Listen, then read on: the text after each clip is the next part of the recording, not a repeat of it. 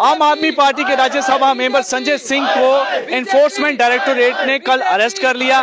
Excise policy मामले को लेकर ये उनकी अरेस्ट है। इससे पहले जैसे कि आपको पता है कि आम आदमी पार्टी के डिप्टी सीएम मनीष सिसोदिया को भी जो है अरेस्ट किया गया था और इसको लेकर अब जम्मू में भी प्रोटेस्ट डिमॉन्स्ट्रेशन और अलग अलग राज्यों में भी प्रोटेस्ट डिमॉन्स्ट्रेशन जो है आम आदमी पार्टी के कार्यकर्ताओं द्वारा किए जा रहे हैं।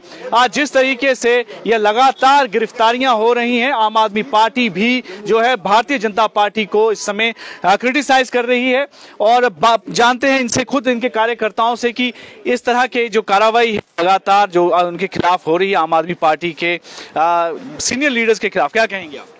हम तो यही कहेंगे कि गुनहगारों की आंखों में झूठ जरूर होते हैं, लेकिन यहाँ शर्मिंदा तो बेकसूर होते हैं। ये चल क्या रहा है? सिर्फ जम्मू कश्मीर की जनता ही नहीं, पूरे देश की जनता, यहाँ तक कि विदेश से आए हुए 2 दिन के लिए G20 के मेहमान वो भी जान गए कि आखिर इस मुल्क में हो क्या रहा है। उनको भी पता चल गया कि किस तरह से लोकतंत्र को दबाया, धमकाया और डराया जा रहा है। तो क्या ये सही है? सब जान चुके हैं। क्या दिखाएंगे? इसी डर और खौफ और इस जो भय इनके अंदर घुस गया है, उसी से ये आप इतने अपनी नाकामियों को देख नहीं पा रहे और इलेक्शन तक भी पोस्टपोन कर दिए। बोधराज जी, लगातार भारतीय जनता पार्टी और आम आदमी पार्टी के बीच में एक कॉन्फ्लिक्ट शुरू से रहा है और एक्साइज पॉलिसी वाला मामला एक ऐसा एक इशू बन चुका है जिसको लेकर अब लगातार गिरफ्तारियां हो रही हैं। अभी संजय सिंह की गिरफ्तारी नहीं। सबसे पहले मैं आपका धन्यवाद करता हूं। जिस तरह से सदन के अंदर संजय सिंह जी ने जो अदा तरीके से ओपीएस का मसला और प्रधानमंत्री और होम मिनिस्टर जी के जो मित्र थे उनका घोटाला उजागर किया है, उसी से डर के लिए जो ईडी और सीबीआई का इस्तेमाल कर रहे हैं।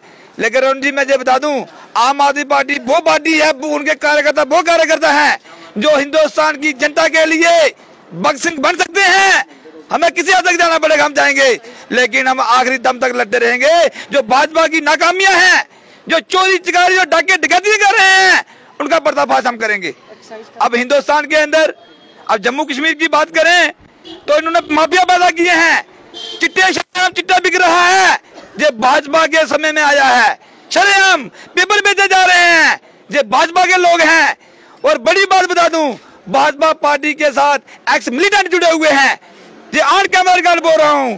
और उससे भी बड़ी बात बता दूं, कविंदर गुप्ता जी जब स्पीकर थे तो पाकिस्तान जिंदाबाद के नारे लगाएंगे। इससे बड़ा शर्म और क्या हो सकती है? ये राष्ट्रवाद के ठेकेदार हैं, इन्होंने जनता को लूटा है, डाके मारे हैं, डकैतियां की हैं। अब जनता छोड़ने वाले नहीं है। और एक बात और बता दूं, हिमाचल प्रदेश के अंदर जब कविंदर गुप्ता जी स्पीकर थे, निर्मल सिंह जी डिप्टी सीएम थे, जुगल किशोर जी अभी भी एमपी और एमपी भी थे, लेकिन उन्होंने एक कंपनी बनाई, पैसा लूटा, हेमगिरी प्रोजेक्ट लगाया, उन्होंने हाइड्रो प्रोजेक्ट लगाया, हेमगिरी कंपनी बनाई, बैंक से पैसा ले लिया, कोई हिसाब किताब नहीं। तो इसमें आपका कहने का क्या मतलब है कि जिस तरह से जो ईडी की कार्रवाई हुई है वो कहीं ना कहीं भारतीय जनता पार्टी ने जो है इसको उनसे मोटिवेटेड है, या इसमें कोई सत्य नहीं है जिस तरह से वो आवंटन किए गए हैं, लाइसेंसेस दिए गए हैं? देखिए, ये सरासर झूठ है, गलत है। जो बंदा लोगों की आवाज को बुलंद करेगा उसके ऊपर ईडी दबाने की कोशिश करेंगे, क्योंकि प्रधानमंत्री जी के पास कोई जवाब नहीं है, होम मिनिस्टर के पास कोई जवाब नहीं है सदन में। क्या बताएं, क्या कहें लोगों को? अब लोग उजागर किया है, उसको दबाने की बात की जा रही है। लेकिन जी, अब तो केजरीवाल साहब कह रहे हैं, लगता है कि आम आदमी पार्टी में एक ये भी बात चल पड़ी है कि अब सीधे जो है हमला मुख्यमंत्री की तरफ भी होने वाला है, उनकी भी अरेस्ट कभी भी हो सकती है। देखिए, ये मुख्यमंत्री क्या ये एक कार्यकर्ता के ऊपर हमला करते हैं, ये इतनी घिनौनी हरकत कर रहे हैं, गिरे हुए हैं। छोटा कार्यकर्ता भी होगा, इसको भी दबाने का काम कर रहे हैं। ये प्रधानमंत्री वर्सेस छोटा कार्यकर्ता होगा हमारा। क्या कहेंगे कि जिस तरह से अभी ये सारा सिचुएशन चल रही है कि जितने सीनियर लीडर हैं उनके ऊपर कार्रवाई हो रही है और आम आदमी पार्टी के जो चीफ मिनिस्टर हैं उन पर भी ये बताया जा रहा है कि शायद अब बीजेपी जो है उनको भी कहीं ना कहीं इसी मसले को लेकर अरेस्ट कर सकती है? बात ऐसी है कि जो भी कुछ बोधराज जी ने कहा, मैडम जी ने कहा, आपने सुना और सबके विचार सुने। हमारा मानना यही है कि आज की डेट में बीजेपी के पैर हिल चुके हैं, जिसकी वजह से ये आए दिन नए से नया काम कर रहे हैं। क्योंकि जिस आदमी को अरेस्ट किया गया, माननीय हमारे जी, वो पार्लियामेंट में, राज्यसभा में या राज्यसभा के बाहर बीजेपी के पूरे ही पर्दे फाश करते थे। वो ऑन रिकॉर्ड बताता है।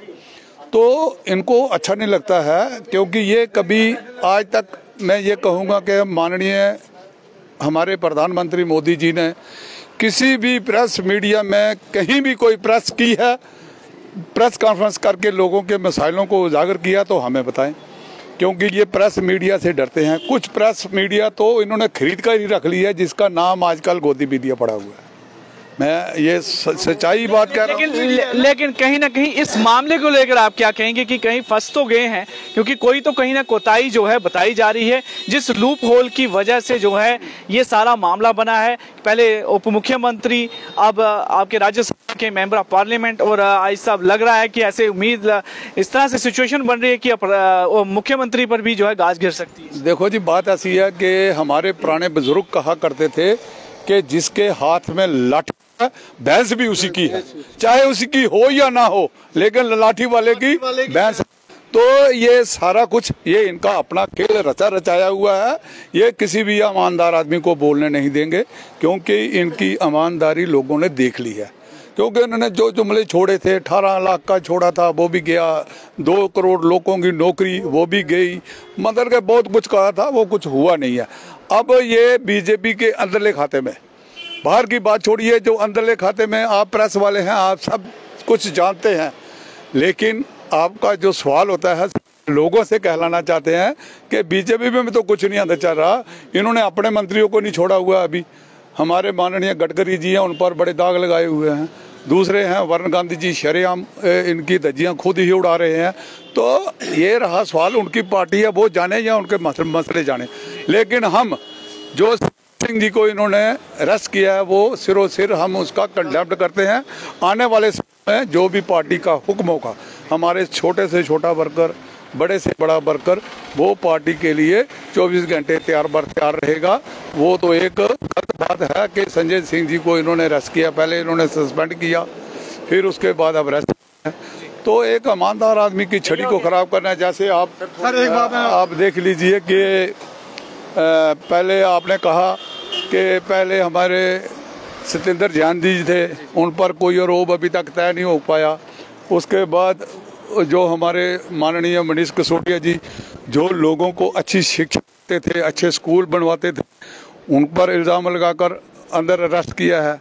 बाकी रहा कि इल्ज़ाम लगाना बहुत आसान है, जब उसको कहीं प्रूफ करना होता है तो वो होता नहीं। यानी कि उम्मीद है कि जैसे ही मामला जो है आगे बढ़ेगा तो कहीं ना कहीं जो है ये सारे जो आरोप लगाए गए हैं वो निराधार सिद्ध होंगे। लेकिन संजय सिंह की गिरफ्तारी के बाद आम आदमी पार्टी ने ये पूरी तरह से तय कर लिया है कि लगातार प्रोटेस्ट डिमॉन्स्ट्रेशन जारी रहेगा, और भारतीय जनता पार्टी जिस तरह से एजेंसियों को इस्तेमाल कर रही है, उनका दुरुपयोग कर रही है, उसके खिलाफ इनका जो विरोध प्रदर्शन है वो लगातार जारी रहेगा।